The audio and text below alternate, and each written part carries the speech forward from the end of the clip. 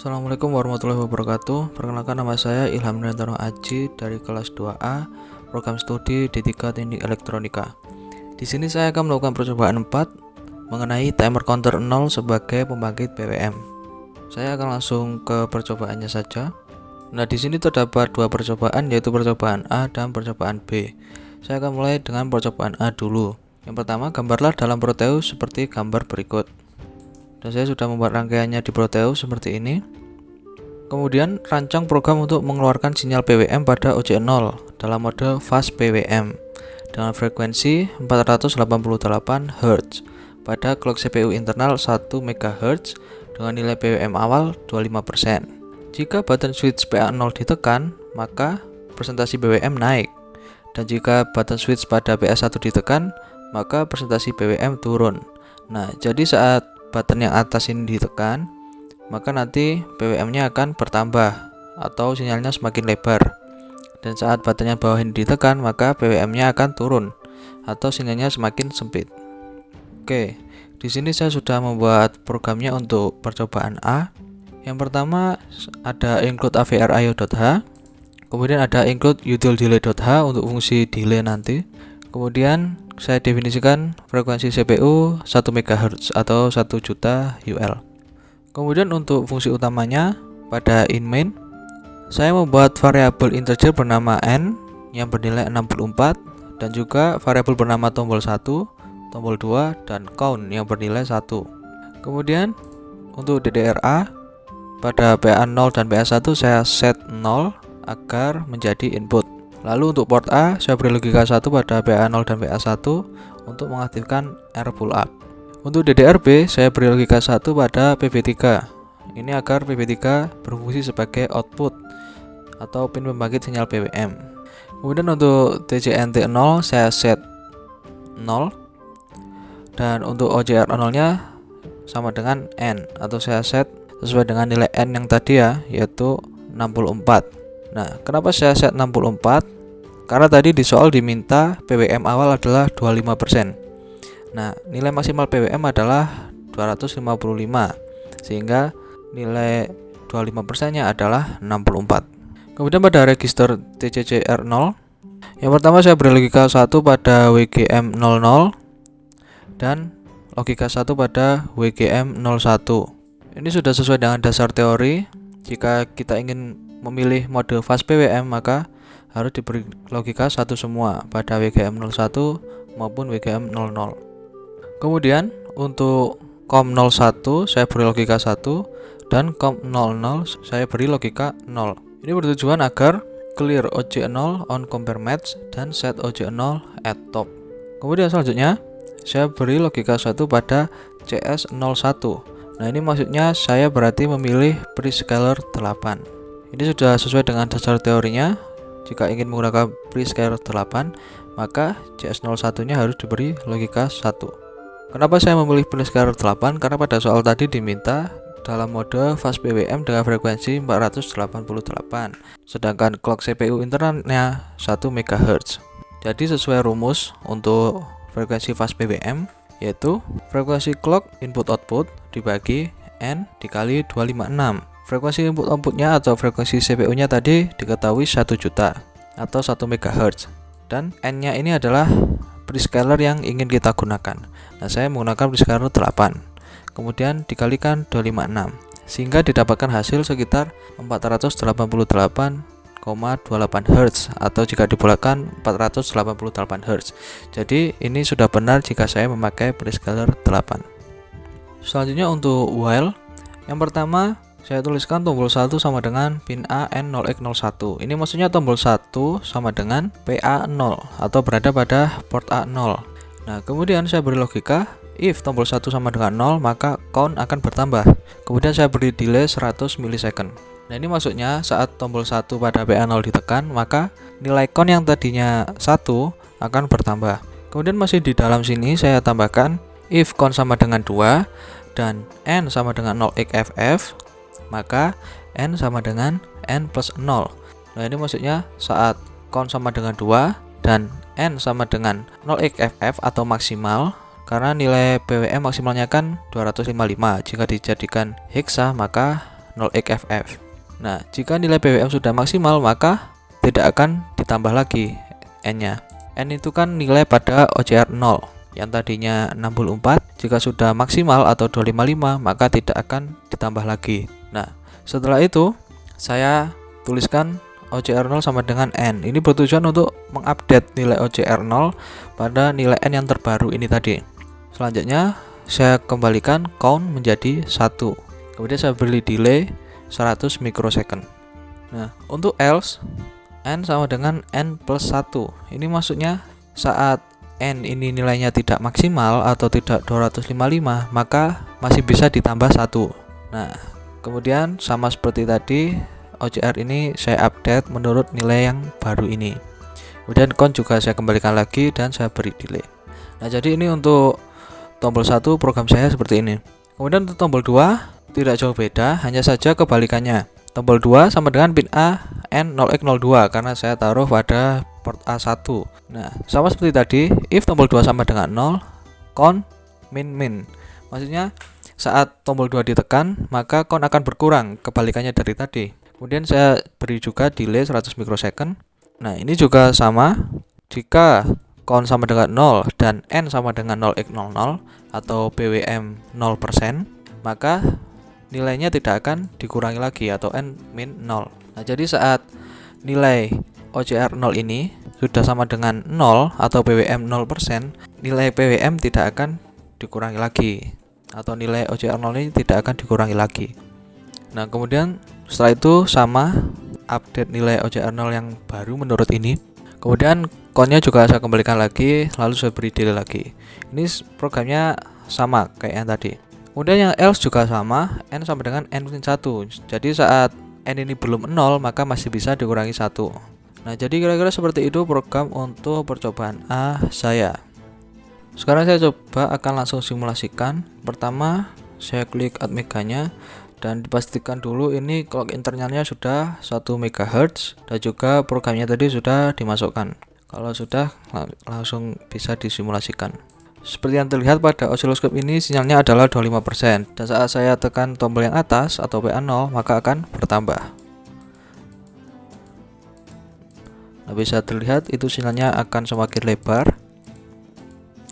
Dan jika saya tekan tombol yang bawah atau PA1 maka akan berkurang.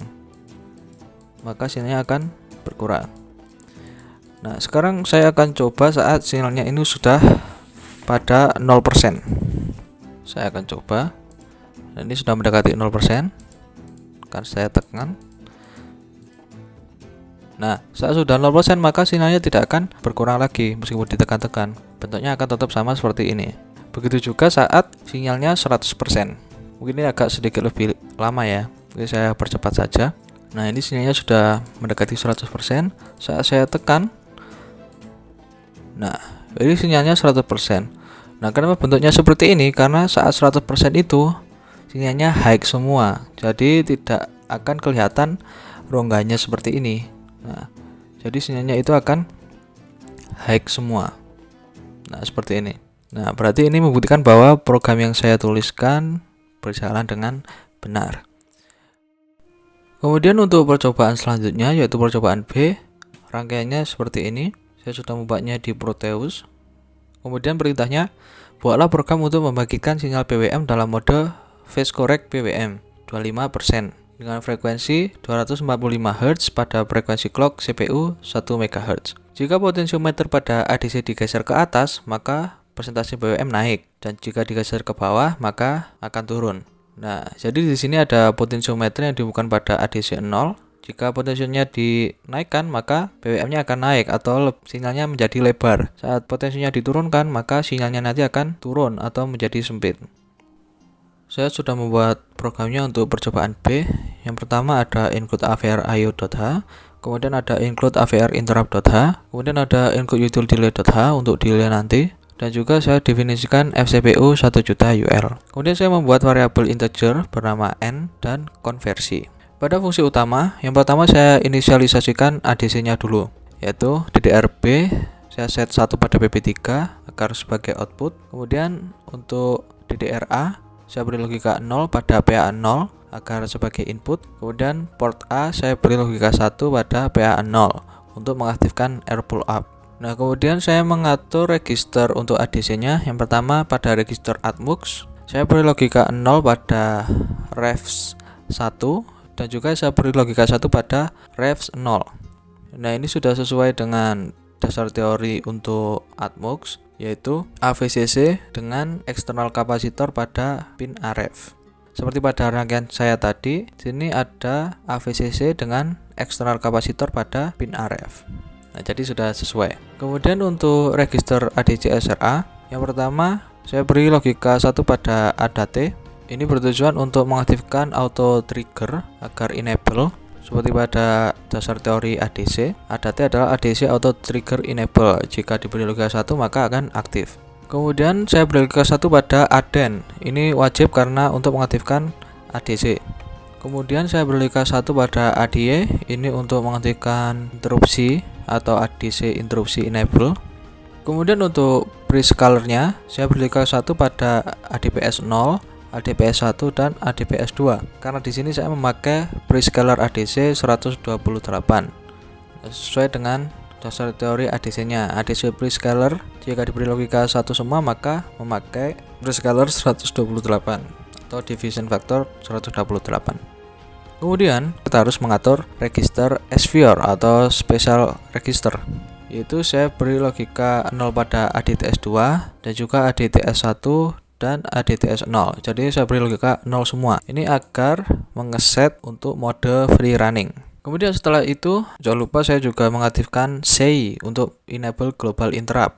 Karena jika tidak ada ini maka interrupt tidak akan bisa digunakan. Kemudian yang terakhir untuk inisialisasi ADC ada ADC SRA, saya beri logika 1 pada ADSC. Ini agar ADC memulai konversi atau start konversi. Nah, kemudian untuk PWM-nya sama seperti tadi. TCNT 0-nya saya beri nilai 0 dan OCR 0-nya sama dengan N. Cuma bedanya di sini N-nya tidak saya beri nilai karena nanti N-nya itu tergantung dari nilai konversi ADC. Kemudian selanjutnya untuk register TCCR 0 saya beri logika 1 pada WGM 00 dan saya beri logika 0 pada WGM 01. Karena di sini saya memakai mode phase correct PWM bukan fast PWM. Jadi seperti dasar teori untuk mode phase correct PWM hanya memberi logika 1 pada WGM 00.